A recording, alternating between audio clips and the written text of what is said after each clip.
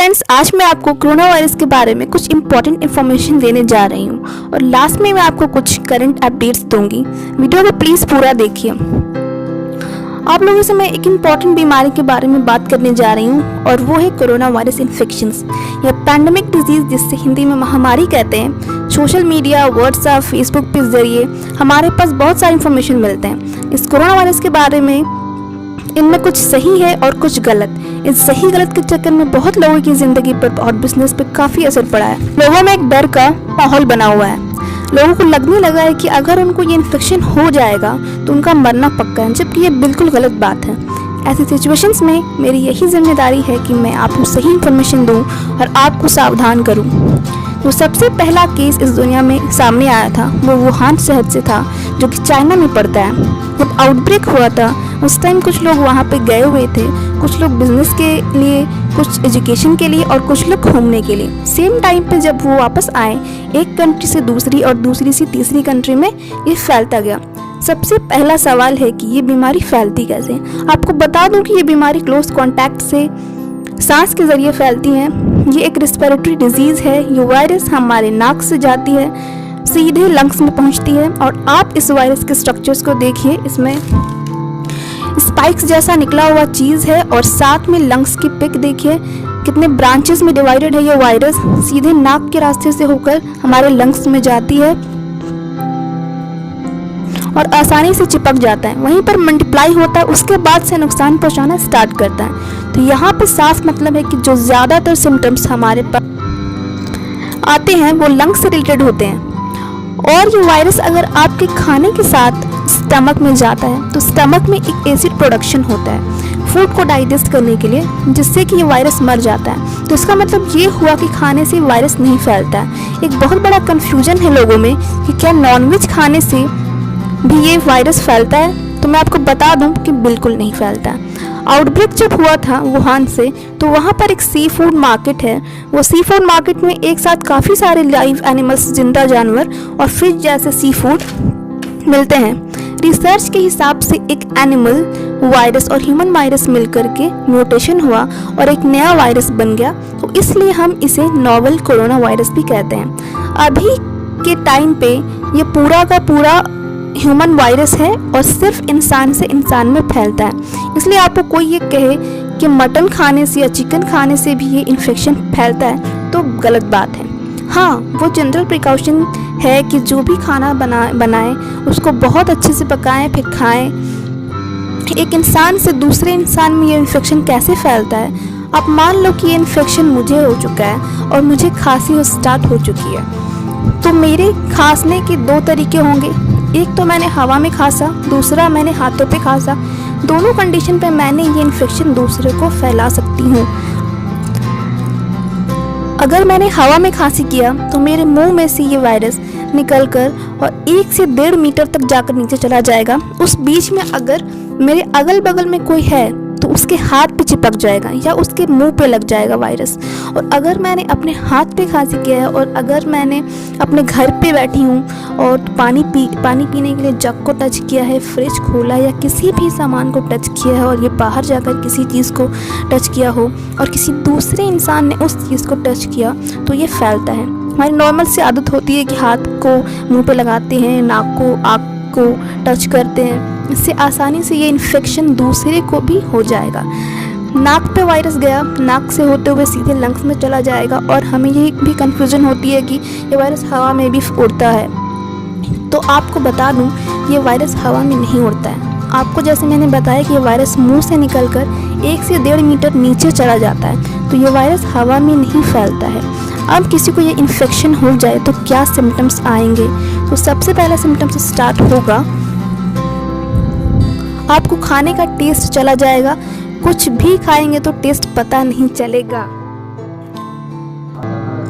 पहले तो आम फ्लू की तरह सर्दी, खांसी और गले में खराश होगा, लेकिन इसके साथ में सूखी खांसी और फीवर भी होगा। वोमिटिंग यानी उल्टी जैसी फीलिंग होगी। पेशेंट को और वक्त के साथ ये सिम्टम्स और बढ़ते जाएंगे। साथ में उनकी हिस्ट्री भी देखेंगे, पिछले 10 से 12 दिनों में वो किन किन जगहों पे गए हैं। ये अगर वो जगह पे गए हैं जहाँ इन्फेक्शन बहुत ज़्यादा फैला हुआ है तो फिर ज़्यादा चांस है कि उनको ये इन्फेक्शन हो सकता है। लेकिन इसका मतलब ये नहीं है कि किसी को भी ये सर्दी खांसी और बुखार है तो सभी को इन्फेक्शन है। आप साथ में ये भी देखिए कि उनकी हिस्ट्री 10 से 12 दिन में किन जगहों पे गए हैं। अगर ये उन जगहों पे गए हैं जहाँ पर ये कोरोना वायरस इन्फेक्शन बहुत ज़्यादा फैला हुआ है तो ऐसे केसेस में ये बीमारी होने के बहुत ज़्यादा चांसेस हैं। 80 to 85% केस में सिर्फ माइल्ड सिम्टम्स आते हैं, मतलब ज़्यादा सीरियस सिम्टम्स नहीं होंगे, हल्का सा सर्दी जुकाम और बुखार। 10 to 15% केसेस में सीरियस सिम्टम्स होते हैं। जब सांस लेने में प्रॉब्लम्स होने लगे, गले में बहुत ज़्यादा दर्द होने लगी, जैसे सिम्टम्स लाइक अस्थमा है या दमा कहते हैं उसे इंग्लिश में, शॉर्टनेस ऑफ ब्रीथ हो या डिस्निया हो जाए, जैसे डायबिटीज़, हाइपरटेंशन, उनके लिए वायरस को बर्दाश्त करना मुश्किल होगा। उम्र के साथ और बाकी बीमारियों के साथ इंसान का इम्यून सिस्टम थोड़ा कमज़ोर हो जाता है। इम्यून सिस्टम का मतलब हमारी बॉडी की अपनी शक्ति होती है, जिसे हम वाइटल फोर्स भी कहते हैं। तो वही बॉडी में बीमारी से लड़ता है। अगर किसी को ये सारे सिम्टम्स आ जाएं तो आगे क्या करना चाहिए? सबसे पहले आप हेल्पलाइन नंबर पे फ़ोन करिए और अपने सिम्टम्स के बारे में बताइए। हेल्पलाइन नंबर इंडियन गवर्नमेंट की तरफ से दिया गया है। वहाँ के हेल्थ अथॉरिटी के लोग आपसे बात करेंगे और आपको राइट सजेशन देंगे।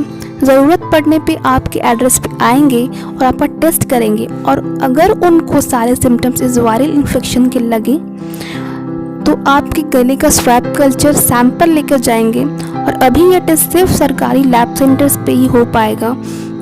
फ़ोन नंबर्स के अलावा हर स्टेट में कुछ खास सरकारी हॉस्पिटल्स में इस खास वायरल इन्फेक्शन का स्पेशल सेंटर बनाया गया है। आप यहाँ पर जाएं। अगर आपका टेस्ट पॉजिटिव आ जाता है तो उसके बाद क्या होगा? सबसे पहली बात, बिल्कुल भी घबराना नहीं है। 80 to 85% लोगों में सिर्फ माइल्ड सिम्टम्स आते हैं। अगर सिम्टम ज़रा सा है तो आपको स्पेशल वार्ड में आइसोलेट कर दिया जाएगा 2 वीक्स के लिए, जहाँ पर आपको सिम्टोमेटिक इलाज चलेगा। अगर किसी को बहुत ज़्यादा प्रॉब्लम्स होता है सांस लेने में तो उनको आईसीयू में रखा जाएगा, जहाँ पर वेंटिलेटर की फैसिलिटी होगी, जो कि सिर्फ 10 से 15% लोगों में हो रहा है। आपको मान लो कि 2 वीक के लिए आइसोलेट होने के लिए बोला जाएगा, तो मैं आइसोलेट का मतलब अच्छे से समझा दूँ। आइसोलेशन का नेम सुनकर लोगों में डर सा बैठा हुआ है। उन लोगों को लगता है कि उन्हें 2 हफ्तों के लिए जेल में बंद कर दिया जाएगा, पूरी दुनिया से उन्हें अलग कर दिया जाएगा, और इस डर की वजह से वो ना ही हॉस्पिटल जा रहे हैं और ना ही डॉक्टर से मिल रहे हैं। अभी रिसेंट में एक केस आया था जहां उस पेशेंट को काफ़ी दिनों से फीवर था, वे टेस्ट नहीं करवा रहे थे, फिर फैमिली में ज़बरदस्ती टेस्ट करवाया तो कंडीशन काफ़ी सीरियस हो चुका था। आपने सुना होगा कि जो सस्पेक्टेड पेशेंट थे कोरोना के, जिनके अंदर सारे सिम्टम्स आ रहे थे और डॉक्टर्स ने उन्हें आइसोलेट होने के लिए बोला, वो मरीज़ वहाँ से भाग गए। प्लीज़ ऐसा मत करिए। आइसोलेशन का मतलब है कि आपको एक स्पेशल वार्ड में 2 वीक के लिए रखा जाएगा, निगरानी में, दूसरे लोगों से कांटेक्ट नहीं होने दिया जाएगा। ज़रूरत पड़ने पर आपको उसका सिम्टोमेटिक इलाज दिया जाएगा। ये वायरस का इन्फेक्शन ही क्लोज कांटेक्ट से होता है। आप अपने आप को आइसोलेट करके 2 सबसे बड़े काम कर रहे हैं। एक तो बिल्कुल सही टाइम पे आपका इलाज स्टार्ट हो जाएगा, दूसरा आपसे किसी और को ये इन्फेक्शन नहीं फैलेगा। आपके 2 वीक आइसोलेट रहने से सैकड़ों लोगों की हिफाजत होगी, आपकी अपनी फैमिली भी सेफ रहेगी, और 2 वीक के बाद आप अपनी आम जिंदगी हेल्दी होकर बिल्कुल नॉर्मली गुजार सकते हैं। इस बीमारी का इन्फेक्टिविटी रेट और डेथ रेट कितना है? आइसोलेट होने पर जब इतना फोकस किया जा रहा है तो उसकी वजह है हाई इन्फेक्टिविटी रेट। एक इंसान से दूसरे इंसान में बहुत तेज़ी से फैलता है। सबसे पहला केस दुनिया में सामने आया था दिसंबर 2019 में, और आज पूरी दुनिया में 92 लाख से ज़्यादा लोग इन्फेक्टेड हैं। इंडिया में 4.5 लाख से ज़्यादा लोग केस पॉजिटिव आ चुका है, और सस्पेक्टेड केस भी उतनी तेज़ी से बढ़ रहे हैं। इसलिए बेहतर है जितना हो सके आप होम आइसोलेशन में रहें।